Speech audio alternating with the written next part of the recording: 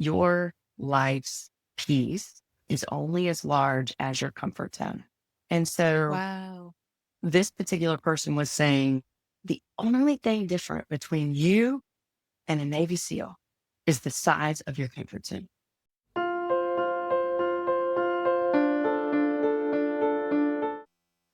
Welcome, everyone, to Pulling Threads. We have a very exciting part 2 episode today because we couldn't get everything in for part 1. It was so good that we needed more time. So, welcome back to Pulling Threads, where we explore brave inner work, honest conversations, and those tiny shifts that help us rebuild from the life that we thought we were going to have to the life that we want from the inside out. I'm your host, Leslie Matthews. And as I said, today we're going to continue a conversation with the amazing Liza Lounsberry. And I think the timing couldn't be more aligned for me personally, because part 2 of this conversation is going to drop right as we step into a brand new year, a new season for some. And for so many women that might be listening, possibly a brand new chapter. And I feel like there's no better person to guide people through those evolutions than Liza.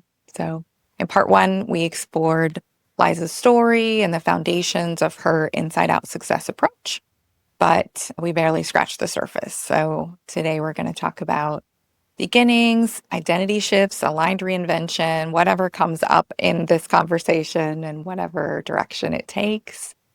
So, Liza, welcome back. It's great to have you. Thank you, Leslie. I'm thrilled to be back. And what a great intro. And while you were saying that, I was envisioning in my mind the audience that may be listening. And that was a really neat experience. I love that. I love that. I have some people who are, I would say, spiritual guides or leaders in my life. And they believe 2025 was really a rebuilding, kind of tearing down old things, which is all about the loom life, right? And many people have the belief that 2026 is okay. Like we did a lot of work in 2025. Now it's time to launch and shine. And whatever that means for each person is different. But for me personally, and for this podcast, I like to think that it's already building, as you would probably tell me, like envision that we're already there. It's already successful. It's already grown. But I can't help myself but to think that things are going to take off and be even more wonderful in 2026. So I'm glad we're back for part 2. You can let me know your thoughts on that perspective. And definitely, I love how you guide people through this process of the way to think and exist in order to just be manifesting this life that we want. So I'm so happy we're back to talk more. Yeah.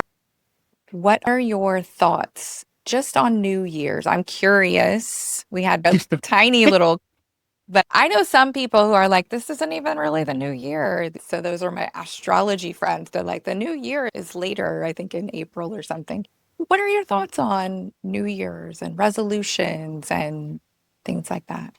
So I have several thoughts on them. And throughout the years, I've gone through different energies when it comes to New Year. And when I was younger, I got really excited about resolutions and setting them. And looking back, I realized that was because of where I was in regards to my mindset, my understanding of conscious awareness.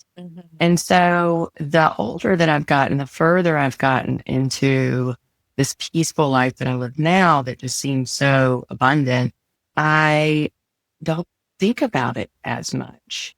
Yet I honor that so many of my clients do. And so it's this kind of portal into where they are and how I can best show up and support them. Because at the end of the day, what I've found more peace in is understanding that we're going to experience all seasons in life, and some are going to last longer than others. And I would agree that 2025, for most of the world, feels like what I would describe a winter season, where it's the seasons that are harder than what we're used to, the seasons where the things maybe that we thought that we were going to get into never came to fruition, where we're experiencing resistance in more than one aspect of our life. That could be professionally, personally, spiritually, politically, environmentally.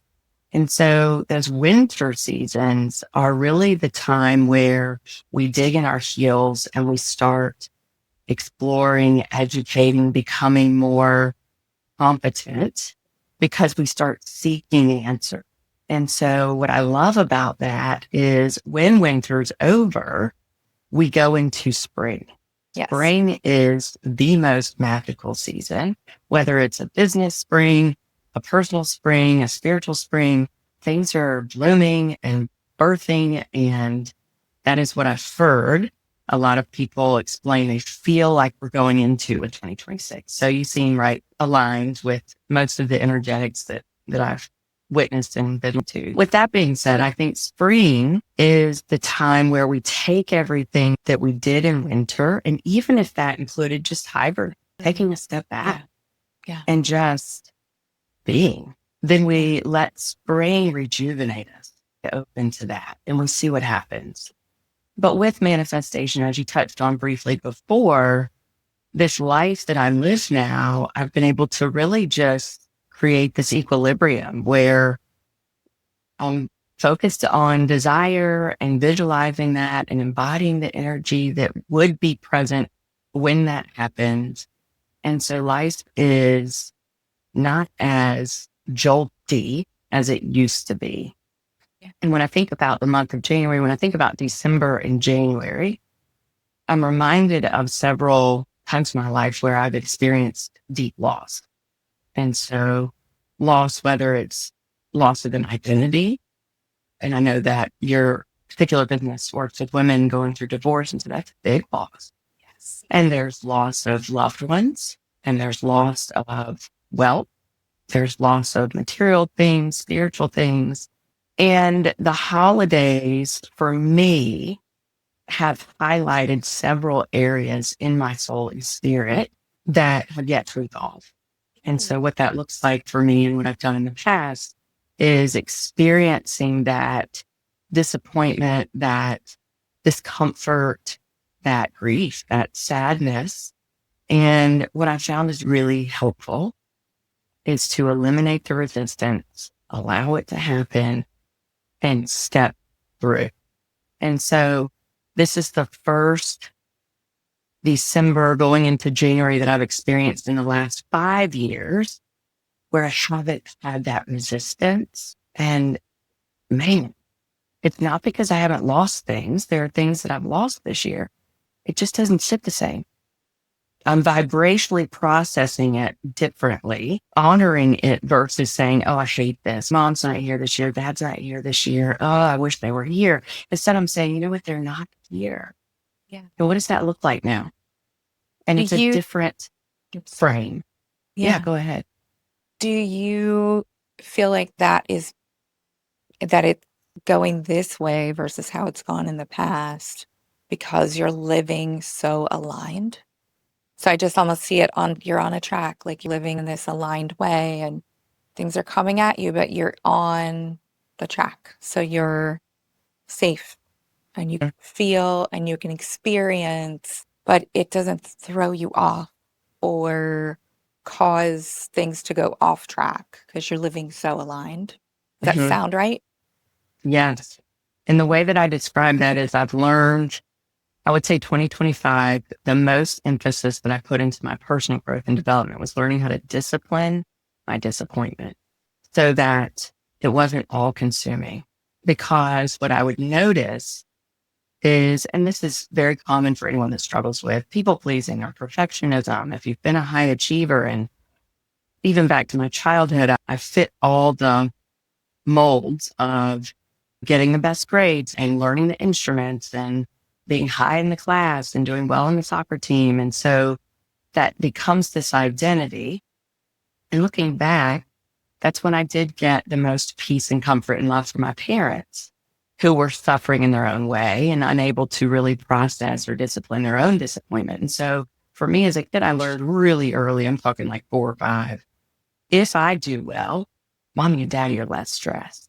And so there was this ignorance to how to process emotions and how to use these difficult times, how to use these disappointments as growth, as it's okay.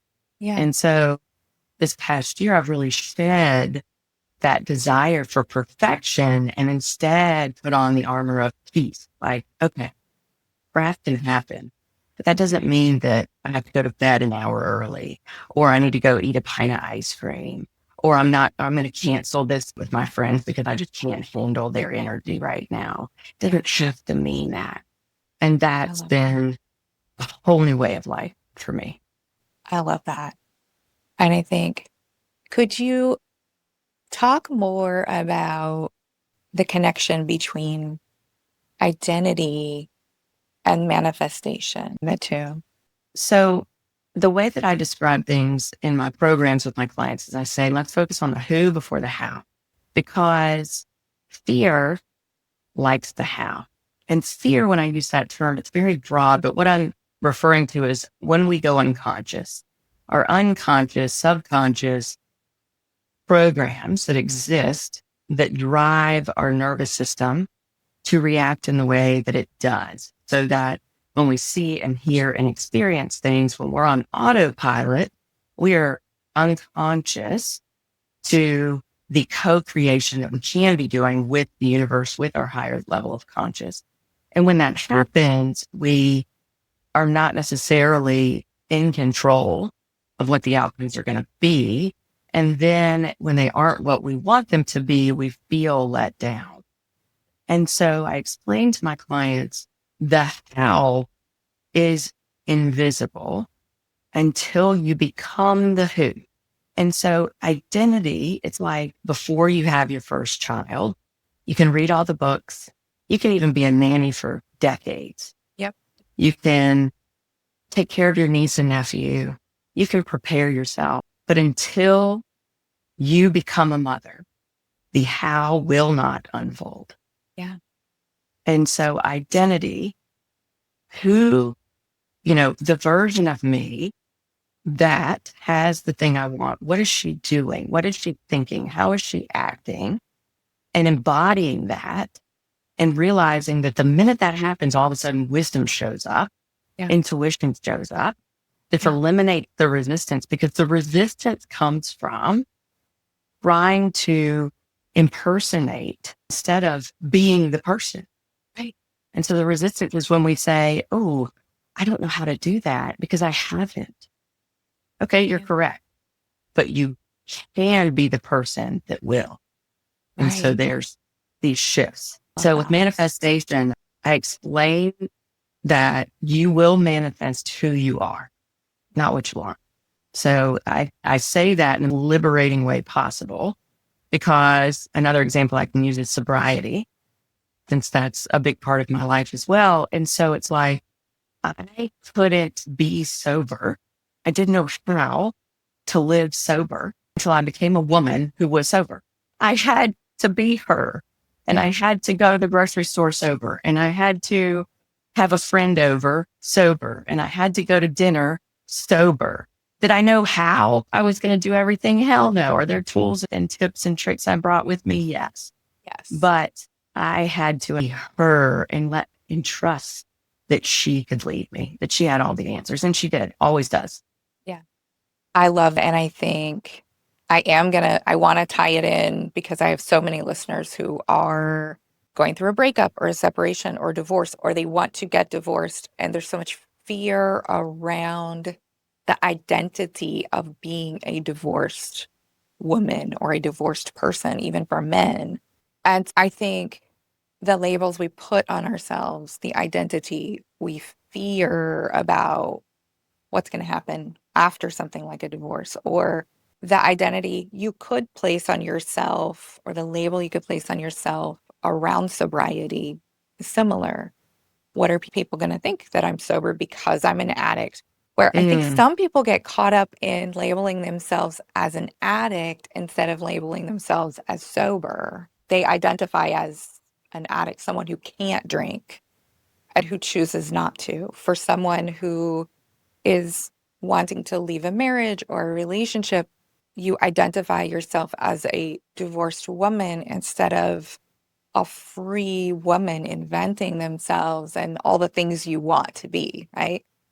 So I know it's slightly different, but I talk a lot about not putting labels on ourselves that we don't want because it creates an identity that Hmm. isn't real. So, in order to be a thriving, glowing, feminine woman in love who just happened to have a divorce, that's how you need to see yourself and that's how you have to live. There's so much shame attached to so many identities that we give ourselves, right? But we need to step into, I believe, the one we want and live that way. Is Oh, yeah. that, and I feel like when I did that, because I definitely did the whole living in fear and I'm going to be a divorced woman, blah, blah, blah, that I had to go through that process of letting go of those identities and saying, no, this is a chance to reinvent myself. And which turned out that I got to be the person that I originally was before the programming and all the things, all the trauma. So I imagine you see people attached to what I would call a negative or an identity that they don't want. And that part of your work is part of your work, just helping people step out of that and figure out what identity do you want. Yes, totally. And so one of the things I'm thinking of a client that I had recently, adore her, and she was going through a divorce. And actually, I think this month it's finalized. And so we would have conversations about experiences that she'd have coming up. And she'd say, how am I supposed to do this?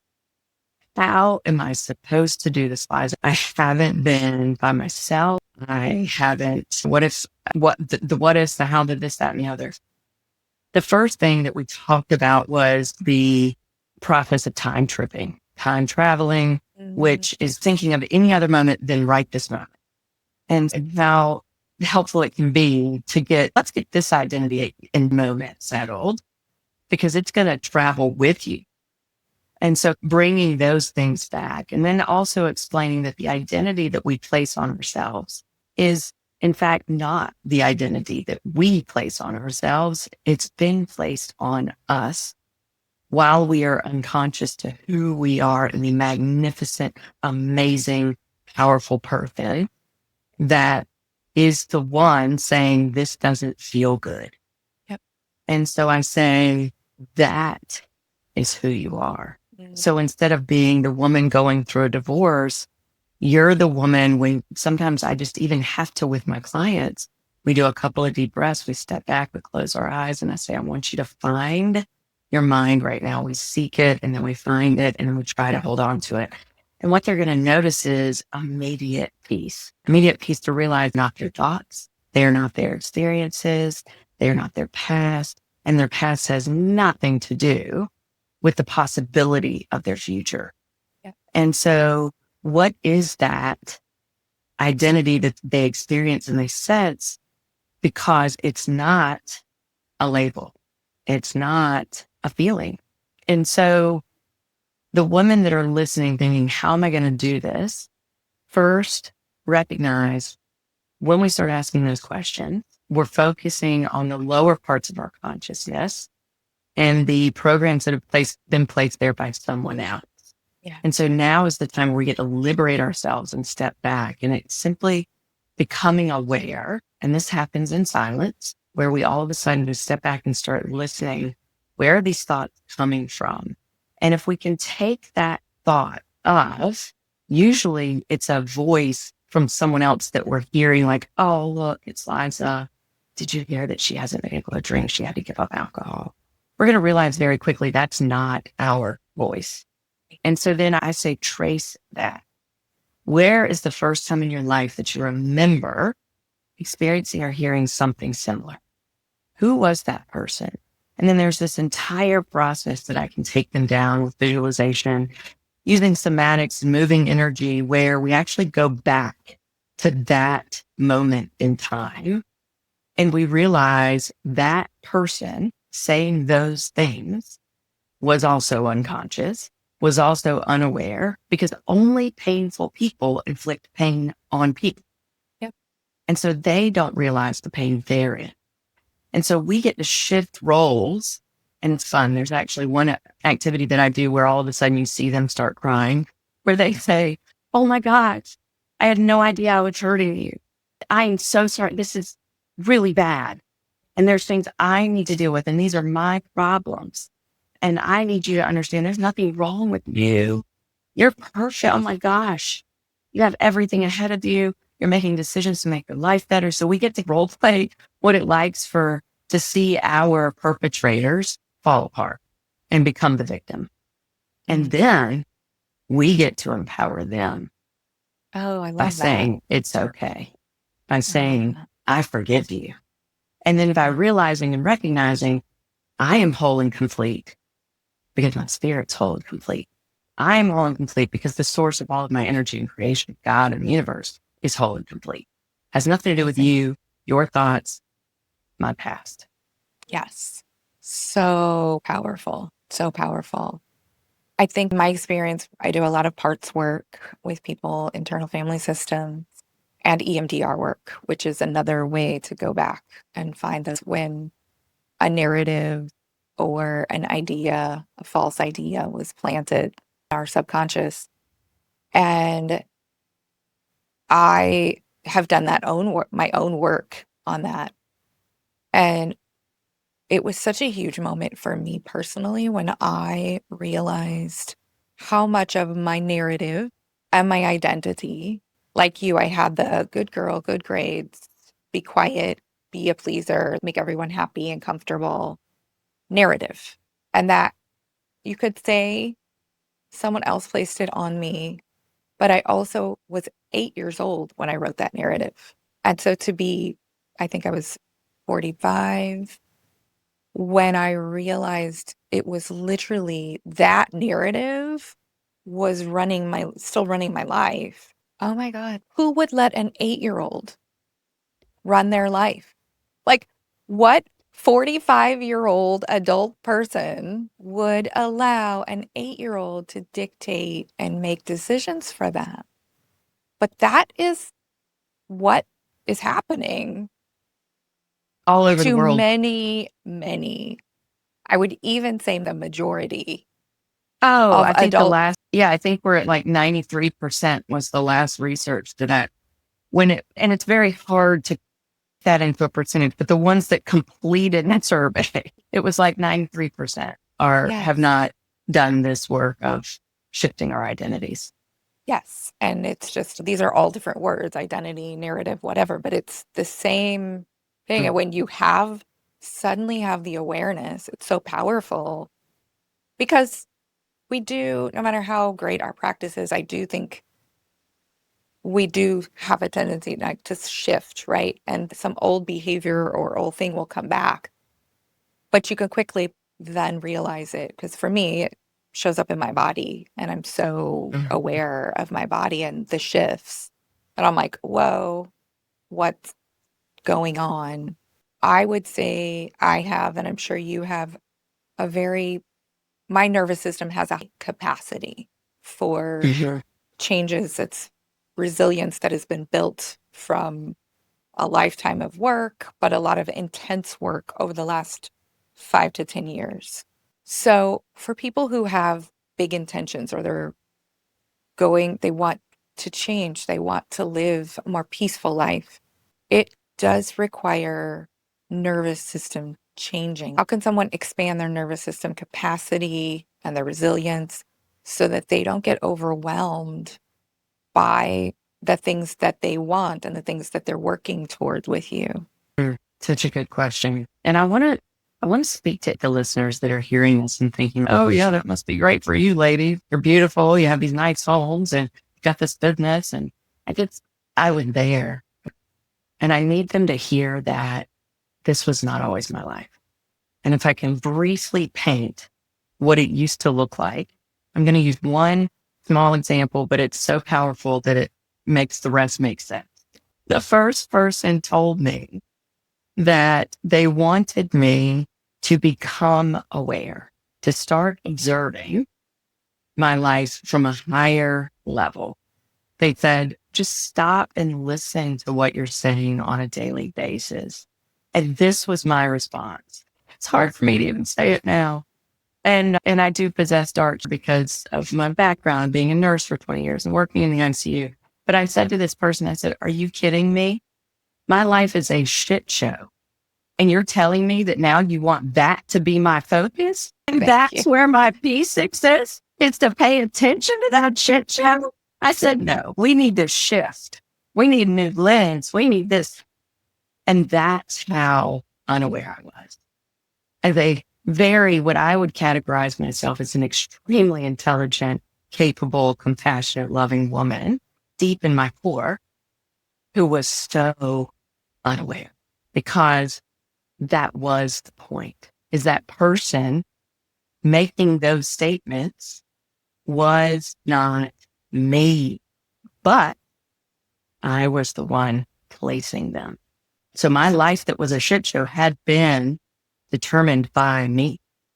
And I also could determine it not to be. That's where the freedom came from. And I had no idea. Yeah. And so if someone's listening thinking, I don't want to spend any more time in this grief and this despair and this depression and this, I would go so long getting out of a bed. Life was so bad. And just broke and drowning in debt, $282,000 worth of it, and couldn't have children. I had completely wrecked my entire life by my risky behaviors and just ruined my future based on that. It's the way that I felt. And looking back, I'm so shameful that I wasn't able to birth my own children. And instead I was blessed. Yes. And instead, when I was ready, I was able to adopt children from birth. And our lives, basically, I've multiplied my love and been able to share this gift now and also heal the generational patterns that come from my lineage, which includes a ton of just trigger warning suicide for most of the women on both sides of my family. Yeah. So that's something that I crawled out of. And that's freaking phenomenal. I'm the woman in my lineage on both sides. Wow. And it's been 9 years. This is incredibly life-changing, debt-free.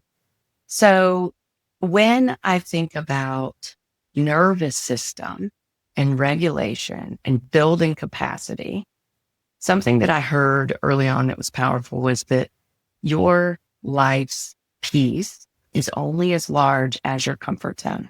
And so this particular person was saying the only thing different between you and a Navy SEAL is the size of your comfort zone.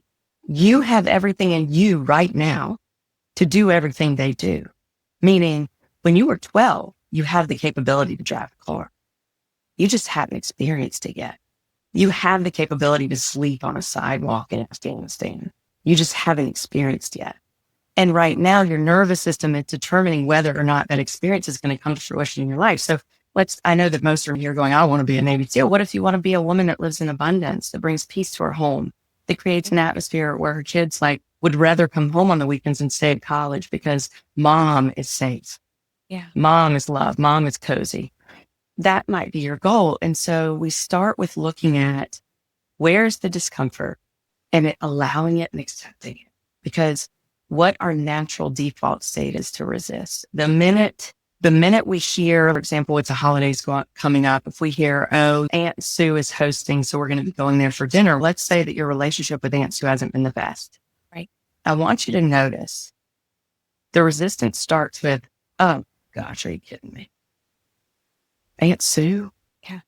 We're going to have to do this. Okay, I can do it. That resistance is self-created and can be self-destroyed because you have choices. You can make decisions. If Aunt Sue is the problem, one, understand that every problem is a mirror. Yep. So it's actually showing us somewhere inside us that's a problem. And usually for me, if it was an aunt, it was because that aunt didn't have booze for holidays.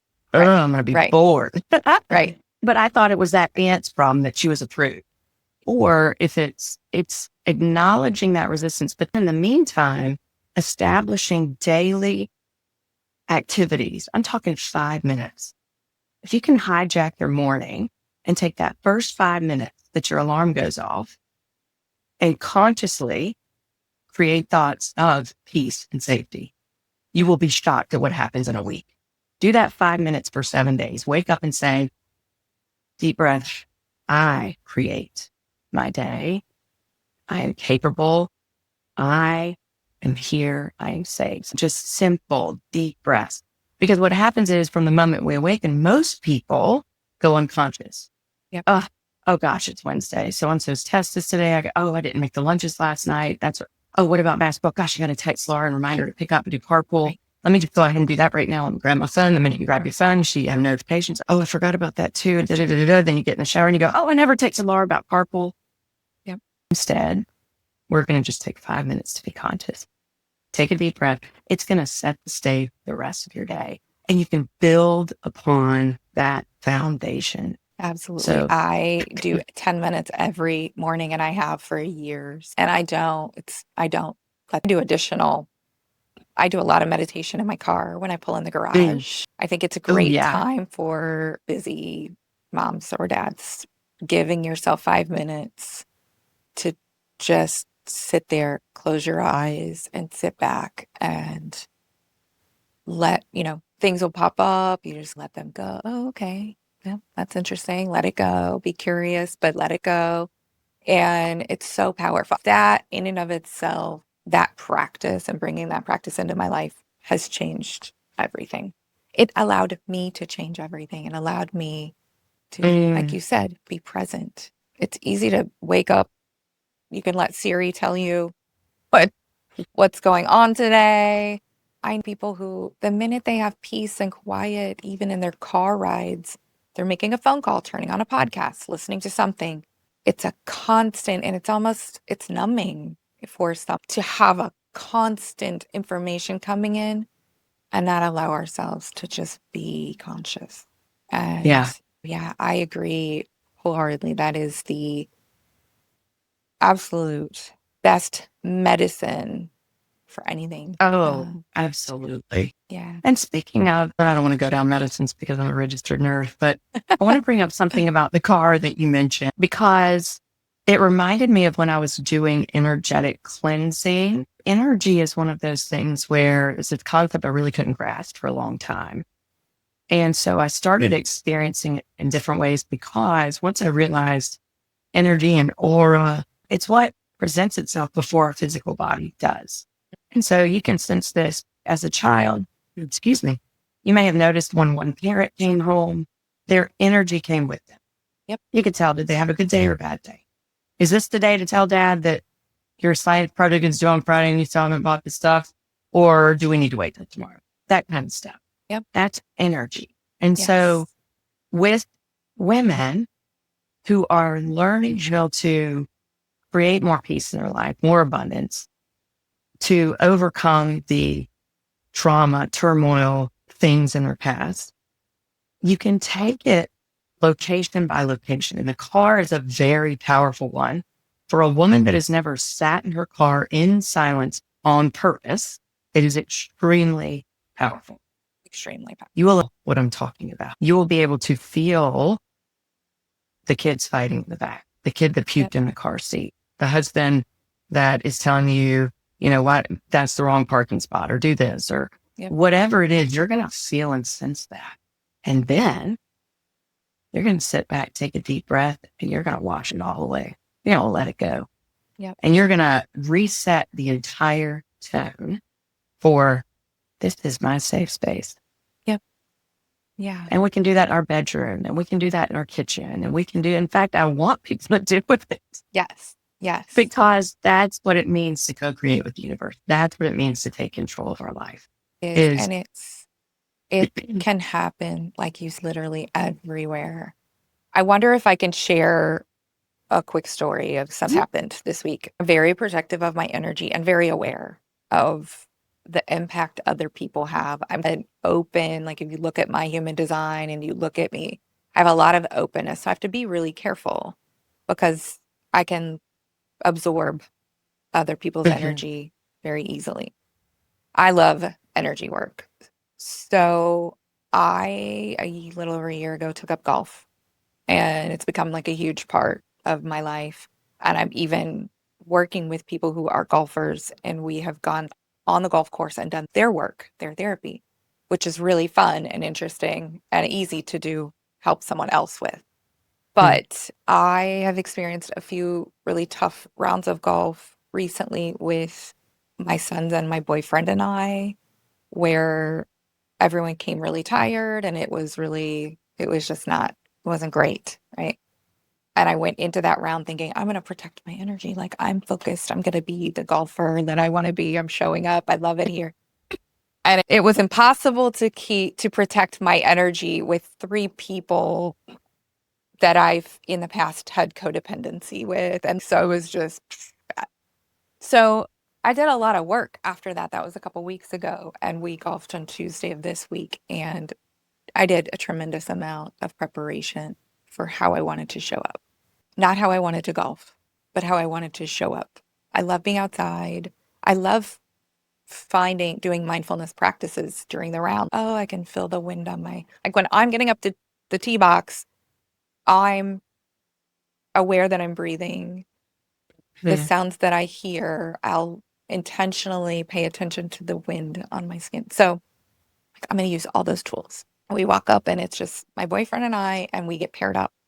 And I wasn't even close to this person, but as we pulled up, I could feel his Hmm. energy. And I would say his energy, for whatever reason, perfectly fine person, but there was something very repelling about his energy. And that only became more and more apparent as we had to go through 4 hours and 18 holes. The other Yeah. person so one was a loud person, and one was an extremely quiet and a different culture than, I would say, a culture where engaging with women is not necessarily acceptable. So that had its Hmm. own. Okay. So I just got quiet and I had to say to my boyfriend, I want to be here. Nothing is wrong. In order to protect my energy and to get through this and to enjoy it, I'm going to have to just be really quiet and in my own zone. He's like, okay, whatever you need. I don't know if you have a perspective on this, but like giving people tools to get through something like that and to, I guess, also sharing with the audience, like it's taken a tremendous amount of work, but I am in a place where I can get through that. We all have to engage with people whose energy is just a lot for us. So for me, I've had to work on knowing myself. Like, what do I need to do in this situation? What do I need to do to stay aligned, to stay grounded? And for me, it was expressing to my boyfriend, I'm okay. I need you to know I'm okay. How do you work with people on getting to them to the point, know themselves that well, that there's no dread that person? I just thought, Hmm. oh, this could be disruptive for me. There's something off. What do I need to do to show up for me right now? How do you get someone from the point of where I would have been several years ago, where that person, I would have complained. I would have been like, oh my God, I can't believe he's so rude. He's this. I didn't think any of that. How do you get someone from that old version of me that was like, ugh, to the person who is showing up in this way where I feel like protecting my peace is my number one goal? Yeah. Congratulations. It sounds like you ended up in that situation with everything you came for. How was the golf? Did you find yourself still enjoying it? I did Did you not wish that you had? perform very well. However, I think that was unrelated to that situation and probably related to the two prior rounds I had where it was just near impossible. Like there were other things. I felt a little angry about some things and I don't do anger well. I don't like to feel angry, so I push that down. So I had to process after the fact with those other, and I think there was a little bit of carryover into that. Mhm. ground, even though I was trying so hard for it. So I would say I enjoyed myself. I was glad I did it. I learned, I always take away something like where I can learn from it. My performance was just okay. Wasn't terrible. It wasn't great. It was just okay. But I also had a moment of acceptance of that. Okay, my swing's a little off. I probably need to go to the driving range a little bit, but I'm not going to let that throw me either. I'm just going to do my best. And do you feel like, did you experience any resistance in this circumstance? In the beginning, yes. Oh, let's just go by ourselves. We'll break the rules because they pair you up. And this time of year in Florida, the golf course is packed. So you're going to get paired up and they send Mhm. you out with strangers if it's just two of you. There's always a group of four. And yeah, I was like, I don't want to do that. I don't want to do it. I can't do that. And And it's a, then we started. So we actually did the first two holes by ourselves, but it was causing a backup. And we got to the fourth hole. And by the third hole, I said to Frank, I was like, we're going to have to join that. And I'm okay. I'm okay now. I'm okay. I had hit reset. Like, okay, you've got the tools here, Leslie. Like, you're okay. And the rule follower, the little girl rule follower was like, we can break the rules. Like, Joe in the house is going to know, Leslie, that you didn't go. So that voice was coming into and saying, we have to join them. So yeah, there was resistance, but I think I guess that's the point. Like, we're still going to have resistance. We're still going to face adversity. We're still going to get paired up with like this person that feels repelling, but there is a possibility to get through all that and walk through it Mhm. in peace. I don't think a lot of people believe that until they've experienced it. And so everything you're mentioning is the work. And I think a lot of people can relate and see themselves and experiences and think, this is the most common thing that I hear. Okay, I'm doing all the work. I've developed, I've cultivated peace. What do I do when no one around me has the same peace? Yeah. And that's when I have to transition into the peace exists regardless of external circumstances. And so it's a false sense of peace if it only exists when Mm. life matches up to your standards. Yeah. So when it doesn't match up to your standards, we know there's resistance. Yep. And resistance in this case is his energy's off. There's resistance there. Oh, I don't like his energy. So that's the work. The work is saying, do I dissolve even caring? What Yes. does it matter? Yes. His energy is. How and why is that affecting me? What are the thoughts in my head right now I'm creating that are leading to this feeling of discomfort? Yep. Because it's not him. I said to myself, it's not personal, Leslie, and it doesn't affect you. And This, then when it does affect us, we don't resist it. We let it. We go, oh, something doesn't feel right. And I'm allowed to feel that way. If I don't want to, then I get to figure out where I'm going to replace these thoughts.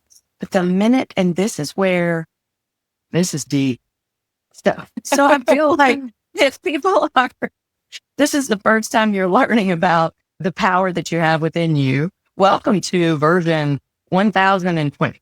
yeah, yeah, If you start at zero, we have gone. But it's that moment of and the way that I describe it for myself is I want to bomb and I want to react the way I'm going to react while still creating the next moves for my life that are aligned with the future I've envisioned for myself. So what this looks yes, like is vibrationally, I experienced someone recently similar. And so it was on the subway and I was with my children. We were in New York. My husband was running a marathon. And so that day, in order to get to a point where we could see him, I was navigating the city by myself and we don't live in New York City. But I used to go there all the time. My aunt and uncle had an awesome apartment And I grew up navigating the subway in the city. And so it wasn't that big of a deal, but my children had never been. They're age 8 and 10. So this was a huge learning curve. And so as we're traveling, and because it's race day, there's way more people out than normal. And so the trains were backed up. And the particular train we wanted to take was one of those that I call a starfish. It's where when you get down into the subway area, now you have levels, 1, 2, 3, and you have trains. So everything's branching off. Whereas Yeah. sometimes you go down into a subway and it's just one train. You just have one train that way or that way. You get to decide. This was one of those starfish terminals. Yeah. And so the kids are around, there's people everywhere, but I look and I lock eyes with a human and everything in my body stood up. Like the hair stood up, my nerves stood up. I grabbed my children, went back up the stairwell. It was just something. And when we got to the top, I cried.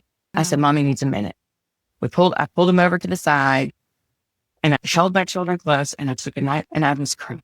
Mommy, what's wrong? I said, shh, everything's going to be fine. Mommy's fine. This is normal. This is natural. This is healthy.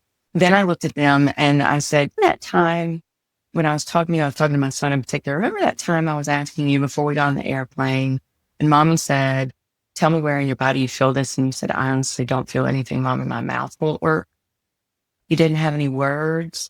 There was a part of your brain. And later, once I just provided him comfort at that point, you just hug somebody at that point. I put on some noise canceling headphones and put him on the plane.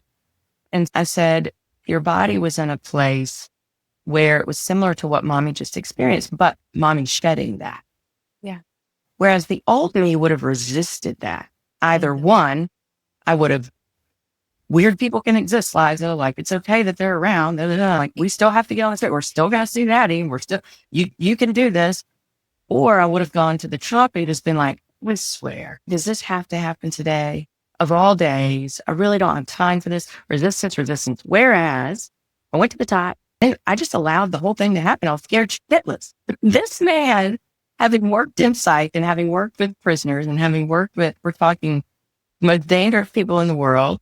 The one thing that I've learned is there is a look and there is a feeling and you don't deny it, but you never let them see you sweat.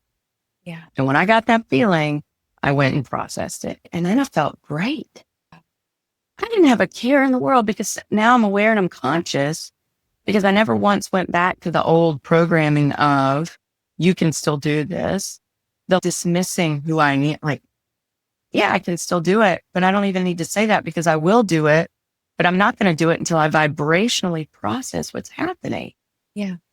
And so when we go through this experience of becoming more aware, becoming more conscious, one thing that I like for people to realize is that their emotions are going to feel like there's something wrong with them.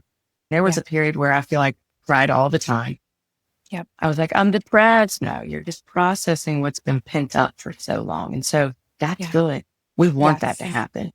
And you're We allowing want that. yourself to feel more than you did before because we pushed down so much before, or I did. I pushed down. So then I'm like, wow, this is everything's amplified. He feels incredible. Wow. But does anger and sadness. So yeah. But And then loss. you let And these it are the things go. that just haven't been processed. So they're stored. Yeah. And all of a sudden they're like, by the way, I've been meaning to talk to you too. And oh, I wanted to tell you something. And oh, now that you're listening. And hey, remember when we were 12 and remember that time when you were 9? And so it's like all these things happen. And so as long as we understand that's normal, then we don't run to the psychiatrist for the medicine. I'm not saying you can't do that again. I'm not going to talk about medicine. But what I'm saying is I'm reassuring people that emotions are fine. They're okay. Yes. And back to the thing you said at the beginning of that was people come to you and say, I've been doing all this work, but yeah, you're going to do the work and then you're going to feel the work isn't going to take away all those past Good point. things. And I love the all over the commonly heard, but you got to walk through, right? You've got to go through the work. You've got to push through and get through. And I don't even the word push through. Like you've got to walk through the fire to get to the other side. And that's part of it. And on the other side, the emotions and the feelings are going to still exist and they're still going to come. I like that I can feel more deeply, even if it is anger. I never let myself feel or experience anger before. And now that I can, I almost welcome it. Okay. Because I know that if I welcome it and I allow it, that I'm releasing it. Like you said, when you felt better after you Mhm. cried. I want to be really respectful of your time because I I know we just could keep realized what time it going. I was. know, and I want to be respectful of your time. We might need a part three, Liz. I know. I was thinking about the one thing that I was going to mention too is if there's anything to look forward to, and this is a taboo topic, but I just have to throw it in there because my clients, whenever they get to this point, they always go, "You didn't mention the sex." Oh, you can And I talk about it laugh all. every time You because can guess talk about what? it all day long. It's incredible. It Once you're is. able to tap into that higher level of consciousness, stay present, that is the definition of a female orgasm. We have to shut everything else out. Yes. And it just happens. And it can Yes. happen in sync with your partner. And it's this beautiful expression of literally what it means to be consciously And aware. when you allow it, it can come. Now, I have friends who don't Super believe fast. me. It can come super fast, but it can come 20, 30 times, like in an hour. And people do not believe me. I welcome this topic. We have to have a whole nother episode on it because I didn't realize this, that all my work led to that. Also, Yeah. post divorce, I was so open to love. And I just met this like incredible partner who was also, but you are absolutely right. And I love that you brought it up because I think it's so overlooked. I'm not sure everyone, I certainly didn't realize why I was experiencing it so differently when I started having I was like, what? What is going on?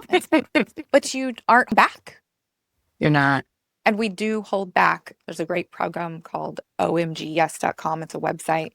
And Mm. I joined it and used it before I met my boyfriend. And that's part of it is like realizing like how much we resist and how that resistance that we don't even know we're doing is preventing us from having an orgasm.